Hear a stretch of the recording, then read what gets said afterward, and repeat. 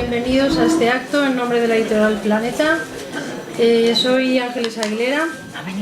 Darle las gracias por estar aquí esta tarde que inaugura el otoño de alguna manera. Gracias especiales para Inma Chacón, que con esta emocionante novela, Mientras pueda pensarte, se incorpora al catálogo normal, y digo normal y ahora verán por qué, del sello Planeta. Y es que su anterior novela vivió el pequeño tsunami que significaba ser finalista del Premio Planeta. Del finalista del Premio Planeta de hace exactamente 2 años, justamente ahora, que ha llovido mucho, pero a la vez ha pasado muy rápido y hemos vivido cosas muy estupendas con ella. Inma Chacón, con Mientras pueda pensarte, ha construido una novela de compromiso cuya fuente de inspiración, sin ninguna duda, es parte de la vida misma que vemos a diario en los medios de comunicación. Para cuando dicen que la literatura imita la vida, esta novela es un buenísimo y magnífico ejemplo. No imita la vida, sino que es la vida misma, con sus contradicciones, sus miserias, sus anhelos, sus sueños, sus injusticias y las ganas de justicia de los personajes en ese afán que le cuesta a la misma protagonista la vida entera. Es una magnífica novela coral de personajes, de historias y cronologías diferentes, en planos distintos, una gran historia desde el punto de vista también narrativo, que nos demuestra que el pasado sí importa, que somos herederos de lo que fueron los que estuvieron antes, y además es una historia que nos va a llegar al corazón. Para hablar de ella tenemos una presentadora de lujo por muchos motivos. Está con nosotros Soledad Arroyo, que además de periodista en Antena 3, es autora también de un ensayo titulado Los bebés robados de Sor María, y víctima o protagonista en parte de estos episodios de niños robados. De todo esto hablarán esta tarde, pero ojo, el libro que presentamos es una novela y como tal debe leerse, ya digo, una novela que imita perfectamente la vida. Muchas gracias. Qué bonito.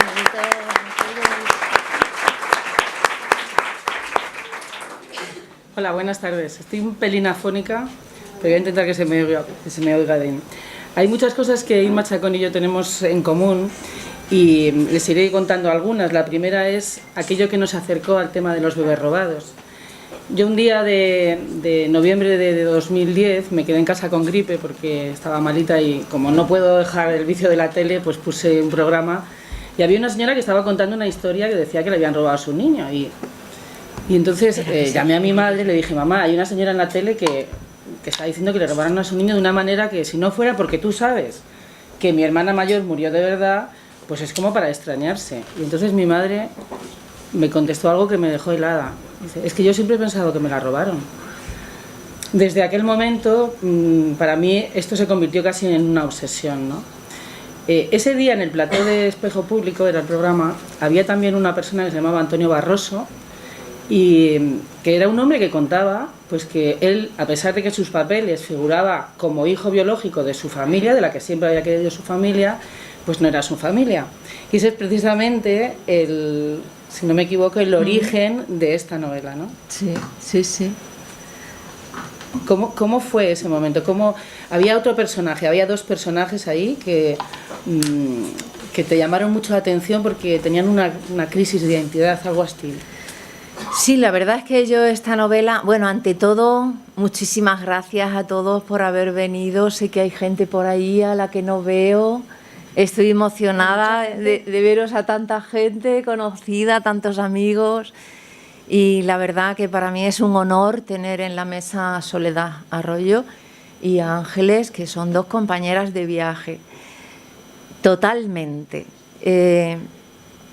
Yo le di la novela, cuando la tuve terminada, se la di a Soledad, precisamente porque ella había escrito el libro de los bebés robados de Sor María, y me interesaba muchísimo conocer su opinión, porque yo había partido de toda la documentación que yo he utilizado. Ahora veo a mi madre, que no la veía. Toda la documentación que yo he utilizado, lo que hice, yo quería partir del papel en blanco. Yo en Tiempo de Arena ya había tocado el tema de los niños a los que les quitan que se los quitan a sus madres por el hecho de que las madres son solteras. En Tiempo de Arena a una de las protagonistas le quitan a sus hijos porque es una niña bien, es una niña de una familia noble y se ha quedado embarazada estando soltera, y la propia madre es la que le quita a los niños y le dice que han muerto. Cuando yo estaba escribiendo esta novela, en el año, alrededor de la mitad o así de la redacción de Tiempo de Arena, es cuando surge el escándalo de los niños robados en las clínicas durante la democracia. Y justamente oigo la historia de Antonio Barroso y de Juan Luis, que ahora no me acuerdo del apellido. Juan Luis Cano. Cano se llama, Sí, igual sí. que... Sí. Pues oí la historia de ellos dos que se enteran, ellos son amigos y cuando son mayores, casi con 40 años, se enteran de que sus padres les compraron, y además que les compraron a plazos. Yo les hice un guiño a todas esas madres. También había oído la historia de una madre que se iba a las plazas para ver a los niños que estaban jugando, para ver si alguno de ellos se parecía al hijo que a ella le habían robado y que podría tener la edad de los niños que estaban jugando. Y en Tiempo de Arena ya les hice un homenaje a esas madres que vieron cómo les arrancaban a los niños de los brazos por una u otra cuestión. Así es que cuando terminé la novela y escuché otra vez esa historia de Antonio y de Juan Luis, pues les quise hacer un homenaje y quise profundizar en esas historias y en esa situación. Yo lo que quería era reflexionar sobre el hecho de por qué a las madres les quitan a los niños. Y hay 3 razones, desde mi punto de vista, fundamentales. La primera, como decía antes, es una cuestión social, por el qué dirán las madres que se quedaban solteras y que para las familias era una deshonra, un deshonor, una vergüenza. Otra cuestión es una cuestión ideológica. A las madres republicanas que había en las cárceles franquistas les robaron a sus bebés para entregárselos a familias adeptas al régimen. Y la tercera cuestión es una cuestión pura y llanamente mercantil. Robar a los bebés para venderlos. Me parece una de las cosas más tremendas que se pueden hacer, porque es considerar a las personas como objetos. ¿En qué mente humana cabe el pensar que pueda vender a un niño como si fuera una lavadora a plazos? A mí eso me impresionó muchísimo, me conmovió mucho y empecé a escribir la novela pensando en las distintas opciones que se podían plantear. ¿Cómo reacciona, cómo puede reaccionar cada uno cuando se entera de que no es hijo de los padres que tiene, ¿no? De los que él creía que eran sus padres? Bueno, te dejo hablar, que he cogido la palabra.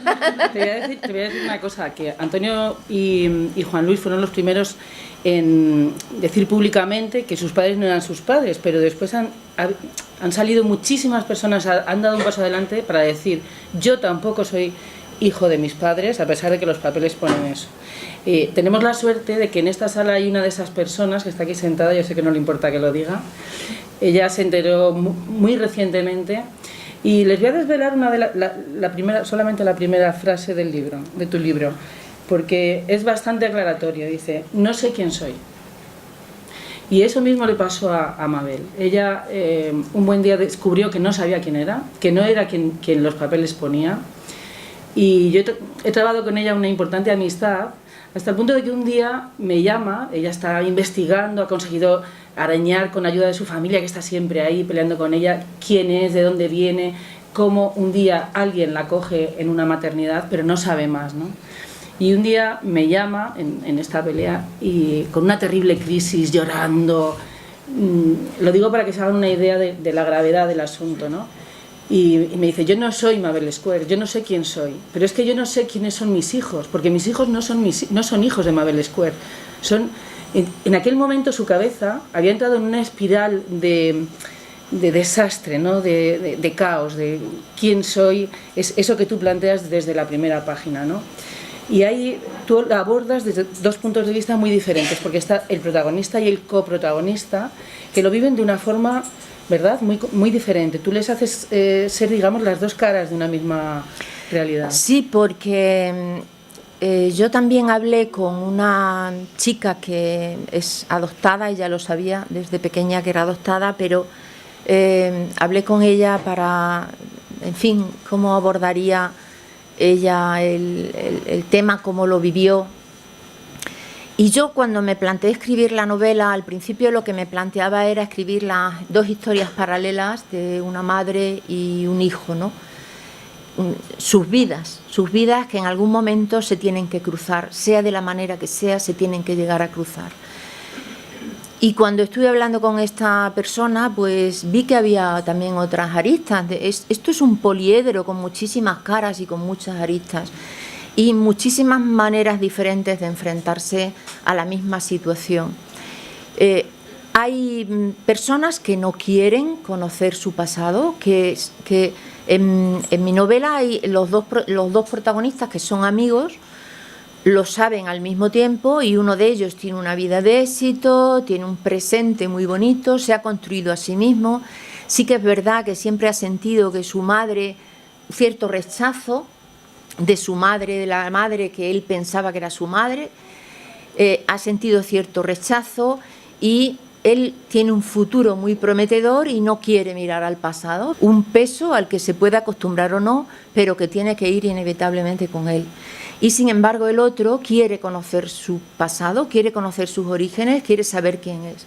Ahí está la disyuntiva, ¿no?, entre el que sí quiere, el que no quiere, pero que al final irremediablemente el pasado viene a nosotros, el pasado forma parte de nuestra historia.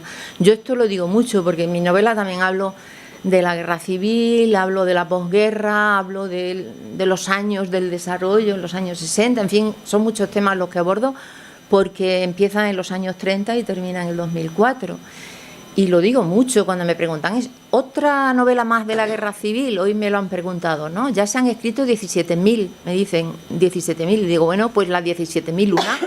Digo, ¿qué más da? Digo, yo creo que no tenemos que tener miedo al pasado y en España parece que tenemos que tener miedo del pasado. El pasado nos pertenece, es nuestro y tenemos derecho a conocerlo.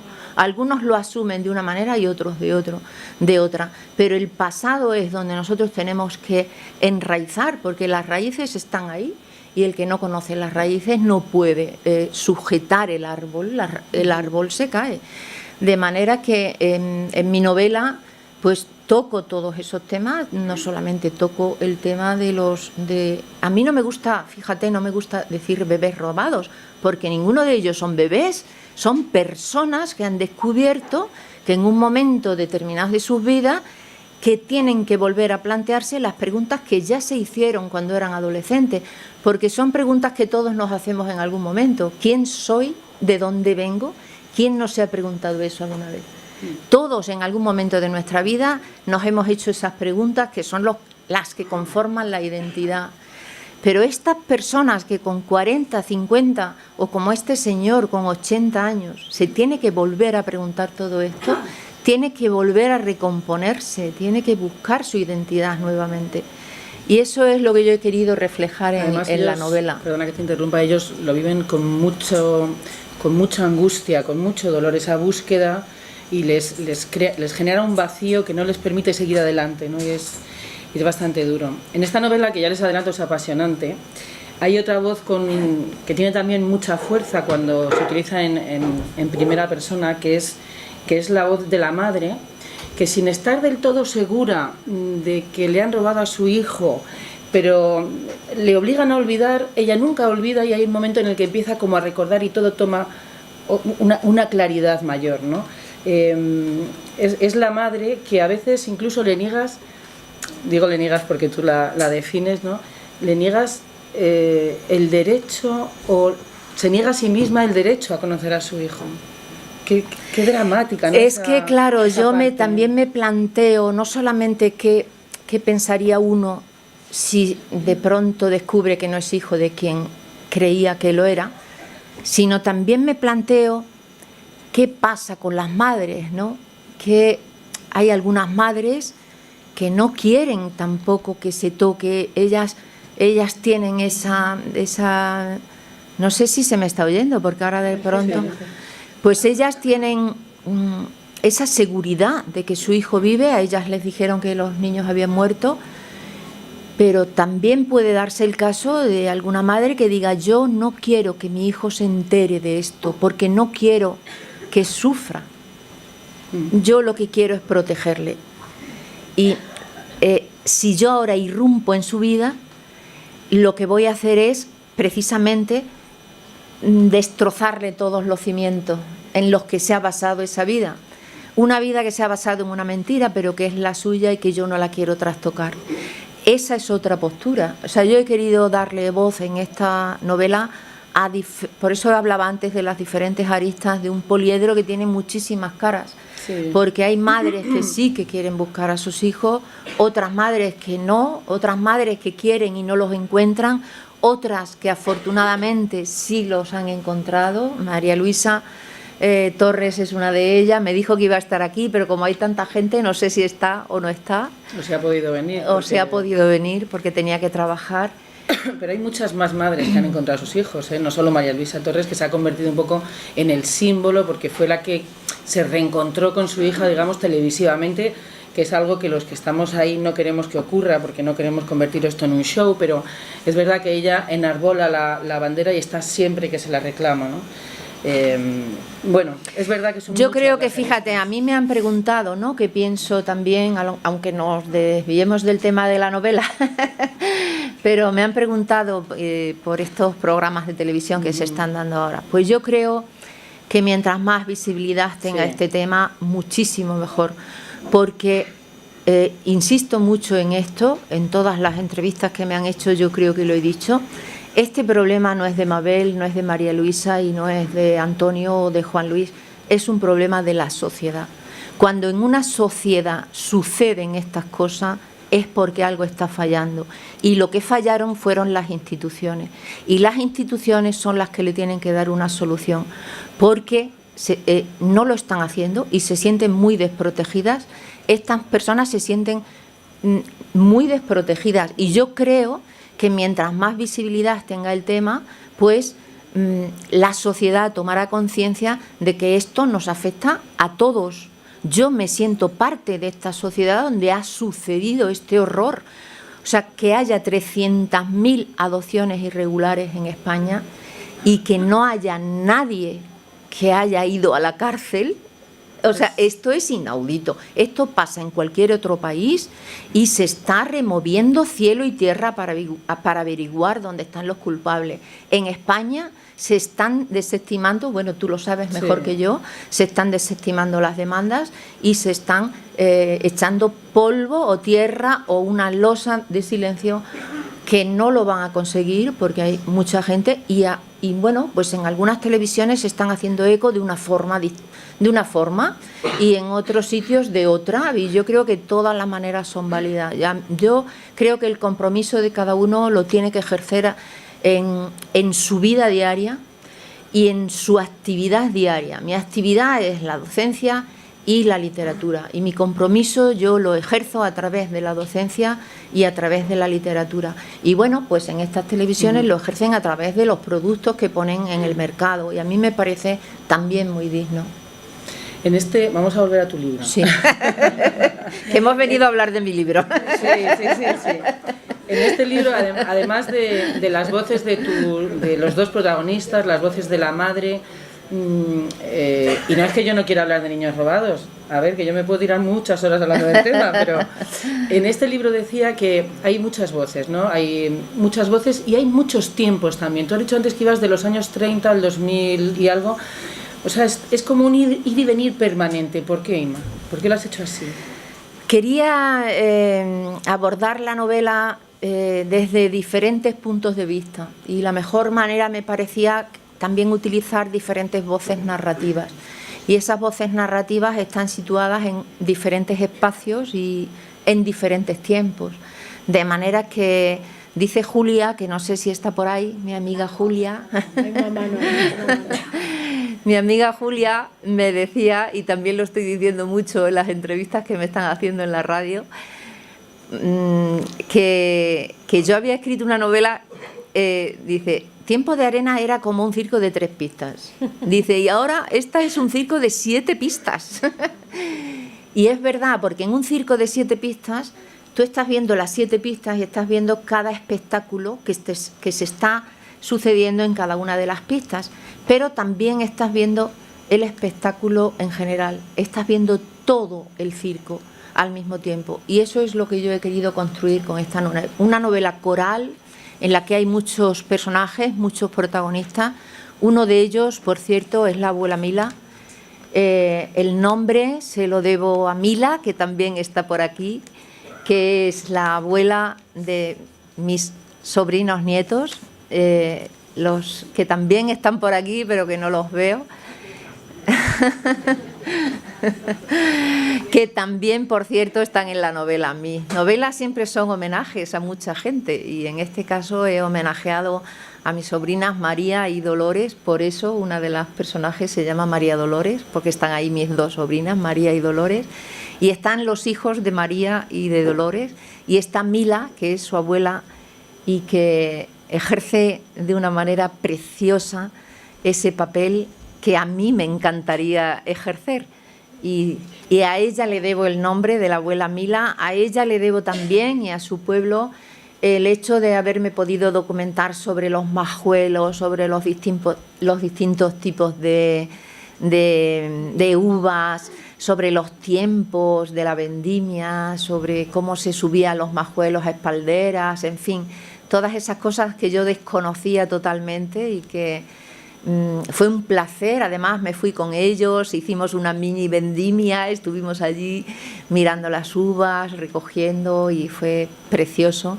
Y bueno, me he ido del tema, pero quería decir eso, que es una novela en el que hay muchos homenajes y en el que todos mis amigos se pueden buscar en la última página, porque seguro que se encuentran, todos mis amigos, seguro que se encuentran.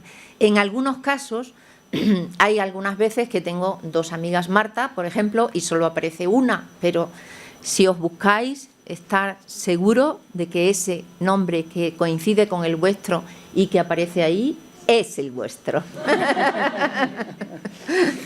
Durante la primera lectura del libro, cuando yo escribí mi libro, que fue cuando lo terminé, había calculado que había hablado como con 500 víctimas, más o menos. O sea, 500 personas me habían contado su historia, les había tomado nota y había hecho un pequeño archivo. Somos muchísimos más las víctimas del robo de recién nacidos. Pero digo que durante esa primera lectura yo iba viendo que dentro del libro están subsumidas la esencia de muchas historias, porque yo pensaba, anda, mira, esto es lo mismo que le pasó a Mabel, esto le pasó a Teresa, esto le pasó a Elvira, esto le pasó a María Luisa.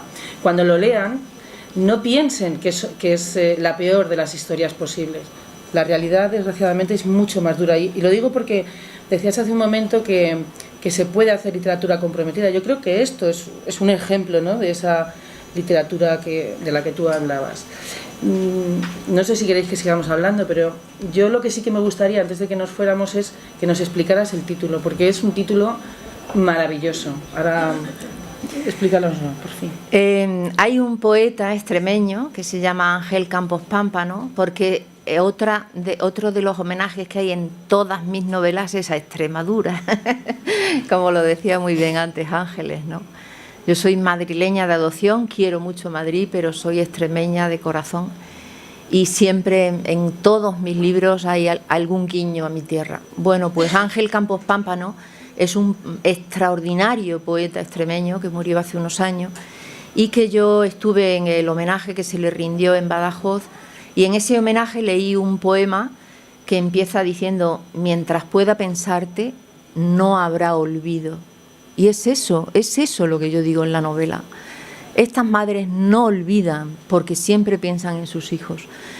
Yo creo que, Ángel Campos Pámpano, espero que esté, si está en algún sitio, orgulloso de que yo haya utilizado su verso para título de mi novela y que sus hijas, Paula y Ángela, sientan que igualmente, ¿no?, que es un homenaje a su padre este título. A mí me parece que es precioso. En fin, yo se lo propuse a Ángeles, que además estuvimos barajando bastantes títulos y no había ninguno que nos gustase más que este, nunca. Y la verdad es que estoy muy orgullosa. Yo creo que refleja perfectamente lo que quiero decir en la novela, porque mientras podamos pensar, siempre tendremos a nuestros seres queridos en el corazón y siempre existirán. Mientras podemos pensarles, siempre existirán. Y mientras continúe la búsqueda, ellos están ahí esperándonos. Y yo confío en que buscar sea únicamente el camino y que al final del camino esté precisamente el encuentro, ojalá esté el encuentro para muchas personas. Les decía al principio que Inma y yo, aunque pueda parecer a primera vista que no, pero tenemos muchas cosas en común. En el año 1964 a mi madre le robaron a mi hermana mayor, yo la perdí. Y ella ahora en diciembre, ¿no?, va a hacer 10 años que perdió a su hermana. Y esas cosas que tiene el destino han sido nuestras hermanas las que nos han cruzado, porque a ella su hermana le ordenó ponerse a escribir y yo he escrito por mi hermana, ¿no? Para mí ha sido un placer enorme que me hayas dejado ver tu libro antes de que se publique. Yo completamente inmerecido, pero estoy encantada de haberte conocido por esta ocasión. Y voy a decir algo que yo sé que le gusta que diga, y es que el libro es como una hogaza de pan de pueblo, que por fuera es muy duro y a primera vista puede parecer difícil, pero que por dentro está calentito y tiene mucha miga, tiene mucha emoción, ¿no? Muchas gracias. Muchas gracias a ti por escribirlo.